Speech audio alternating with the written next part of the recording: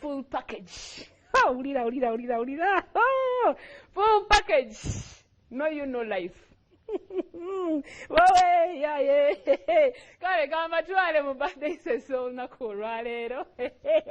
Bannange ebintu bino. Kamba tuwale mu birthday seso olunaku olwaleero. Naye waliwo wanangambye ekigambo nga kikulu ngenda kikudda ndoza nkibagambe. Twagala okuwagaliza mukozi munnaffe ku BBS Refiner omukulu matovu amazaalibwa amalungi musajja wa Kabaka bwe sikasaako omukulu ono ndabika mbasimwagaliza mazaalibwa. Abakolera program agafa embuga ku BBS Refiner amatovu tukwagaliza birthday ennungi oyo yennyini omusajja wa Kabaka yalagirwa birthday ennungi n'abantu abazaalibwa olunaku lwayo temunyumirwa kati mmwe mukikola mutya kubanga wabaayo wabaayo olina okucelebrating a birthday o celebrating ne Valentine bibere nga byawuka n'ofune ku birabo ebiwera naye kati gwe Valentine yo ye birthday yo ye engagement yo okitegeera egenda okujjanga byonna bikwataganye tebinyuma celebrating a birthday ngeri yokka Valentine's yokka engagement yokka kyubanze anakola engagement n'anakola proposal n'anakola embaga tolina bisa ku nnaku nkulu buli kimu kirina okuba kira lunaku lwakyo anange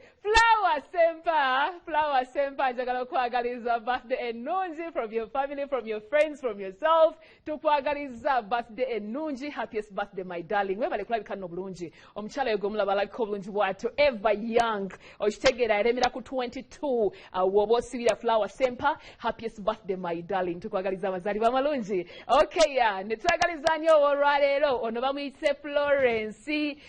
nakyeyune twagala okwagaliza amazaalibwa amalungi mukozi munnaffe ku BBS Refiner y'omukyala abyula abakozi bonna aba Refiner era alina obuvunaanyizibwa obukwata ku face ku ttama ku mimwa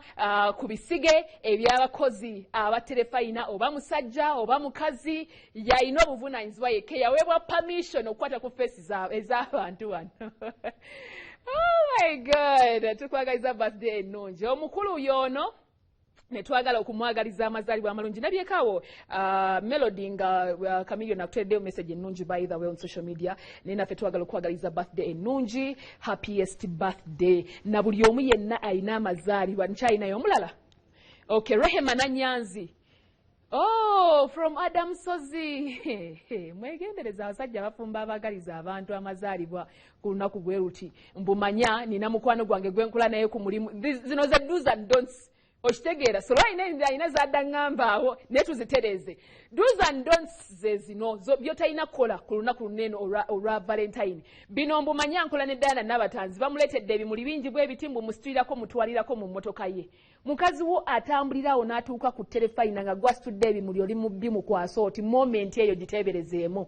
oli awo mbu mukozi munnange yankwasizza obumuli bwe yankwasizza ebirabo bye nembyerabira mu mmotoka yange nabadde mu droppingako kikyokola ekyo mwana wa jjajjaawo mwana wa maama wo be careful byotalina kukola ebirala olunaku olwaleero era wakuba sirina buyinza full package bukugana kujjako simu naye tolina kujjako simu do's and don'ts for today teri kujjako simu ng'olina omwagalwawo bannange eryo libetteeka ate buli lwakkubira mu bitiibwa ebingi kwata essimu ompulira buli lwakuba essimu nange nze nja kugwa ku mutabani wa bendi ojja kundaba